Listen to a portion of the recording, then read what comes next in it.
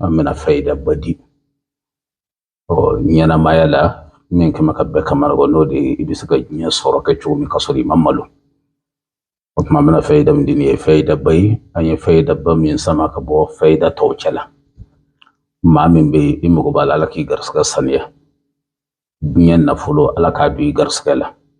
e ka saki yarata ki balmota ka fasuta ka basuta ka ke iyere ibisabana kala nyana mawdi nyini bare mbe bidamine ntene wala matarata malnama ba odo aka damna nin don flakonna ode qur'ana surando be ko suratu yasin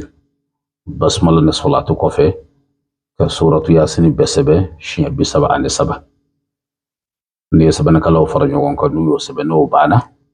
ibade na shiko ibabla karfe qur'ana sura ngarabe ko suratul waqiya ibn alifana saba shiya bisaba ane saba ka suratu yasin keka waqiyatun nashiko ko bla karfe otma qur'ana sura sabana o ba fo sura mako suratul rahmanu ibo fana saba shiya bisaba ane saba otma yasin waqiyatun nashimin ko men nyogona ibulu keka suratul rahmanu fana nashiko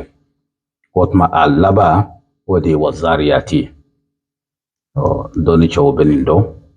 gindo min bala na fambala ala inenu lu shere ala oshido nedo otma nene dafara sisa nashi mana bando mina doron nasr ado shuma ko fotle tawbi ibi jija ka banyini bami namba fama ko nyagamba o bakuler nyamini o min fanga ka boni saraka ibaka musuma ibasa ibi duwo da banka ni ka jinya garsuga ko ka jinya wartige fonfen ka di babe da banka ibafa otma ni bayin fa ibasu be ka sarata aniflay ibi sarata ne kele beni ibi sara kele to dukono otma bayin ngule bina jini fukanye amba fo sumadu mako fini ibi soroka fini ni ra kele misaka fini mindu ibi soroka na nashit la flay la kele bo ka ba kungulo tobi na fona fen kadi bo be kala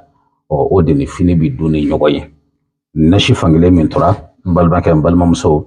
ibi parfum kalite sabakala minti sugo kele ki jija ka mutle binani ali kele o iye che iye muso kana don wala ma furu nogo bashiti ola na yenike ala ma tora ala kana awfo ajige ko amba fa assalamu alaikum wa rahmatullahi wa barakatuh